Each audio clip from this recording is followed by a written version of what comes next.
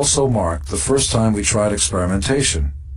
Peter's drum set was set up in the loading area in back of the studio for one of the tracks. His drums faced an open elevator shaft. Microphones were placed close to the drums and at the end of the elevator shaft. That way, the sound would come back like thunder. Peter was separated from the rest of us, so a video camera was set up to film him. This was still at the early stages of video, so it all seemed very science fiction to us. On one of the takes, Peter stopped playing, and when we looked up, there was a guy carrying out the garbage into the elevator nearby. Flaming Youth was probably the most difficult song to record. It was composed of a title Paul had, which he lifted from a band we had opened up for called Flaming Youth. A verse and a chorus that Ezra, Paul, and I tossed back and forth, and a bass riff I had from an old song called Mad Dog. Ezra put all the pieces together and then threw a bizarre time signature at us, which was torture for a basic drummer like Peter. Peter never counted bars of time. He had never done it, and in fact, didn't understand the fundamentals. Ezra had to start from the beginning. Where was the 1 and where was the 2? And then he had to teach Peter in particular what a bar of music was, how long it lasted, and how one counted it. He also tried to crystallize what a chorus and a verse were. All this education made Peter very irritable. He was a fantastic player and a great guy. The only problem was that he was black, which wasn't a problem for us personally, but a huge problem for us as a band. It was also very time-intensive. He always had guys who lifted things for him, and he was peeing. We're waiting for him, and the truck's lights are on him. He walks over and says, "This is what my dick looks like when it's soft." He wanted to show us that he had the inches. "Please don't do that," we said. Peter blew up. "Fuck you," he said. "If you don't like the way I talk, why don't you just get the fuck out of here?" Peter would run through the streets and go up to kids and demand their pocket change. We just wanted some fried rice and stuff. We came to understand that Peter just wanted to be part of the excitement and that he took every setback very personally and very hard. His best friend was Jerry Nolan, who ended up drumming for the New York Dolls.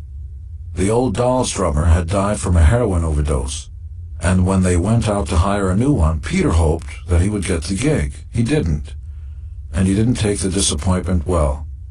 As we were getting ready to play at the Diplomat Hotel, which was our first major coming-out concert to the industry, Peter was depressed and threatening to leave the band again. It was a relatively stable time for the band. We were fairly happy. Still, talking about stability in Kiss is like talking about freedom in a prison. It's all relative. Ace and Peter continued to do the most bizarre things. Ace had a fascination with Nazi memorabilia, and in his drunken stupors, he and his best friend would make videotapes of themselves dressed up as Nazis. At the time, the mayor of New York was Ed Koch, who was Jewish, and Ace showed me a piece of tape where he and his best friend were making verbal threats against the Jew in New York, saying, "We'll cook him up." Of course, he was drunk out of his mind. Paul and I weren't thrilled about that, but Ace laughed at how funny he was when he saw the tape. Peter, too, was drinking heavily and using drugs. At one point, he went into a club and allegedly demanded that a certain substance be put in front of him in a bowl.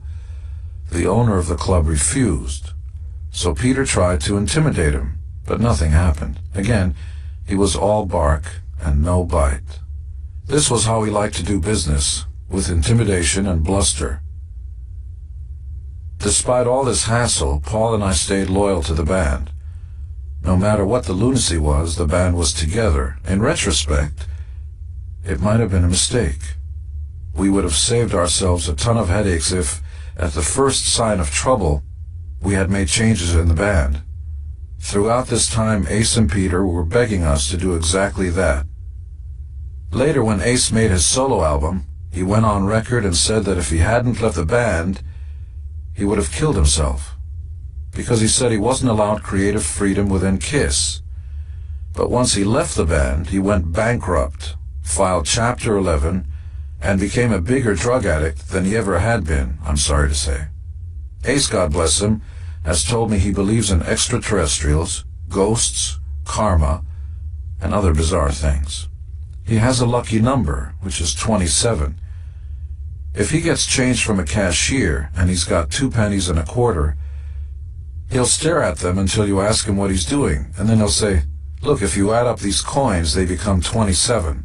Or if you're in a restaurant and the prices of the specials are on the board, he'll add up those numbers to figure out what to order. If a number there interferes with his lucky number theory, he'll just discount it. At one point I told him, "Ace, I think you better pick another lucky number. You haven't been so lucky."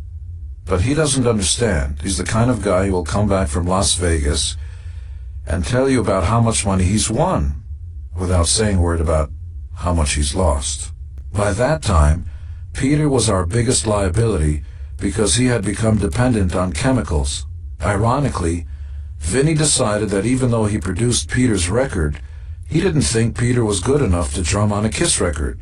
Peter was not qualified to make any judgments about material or arrangements, he said. In Vinny Poncia's estimation, Peter was close to tone deaf and didn't play drums very well.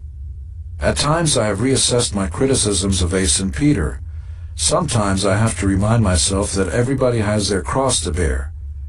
If I were Ace or Peter, I would find Gene Simmons very difficult to take.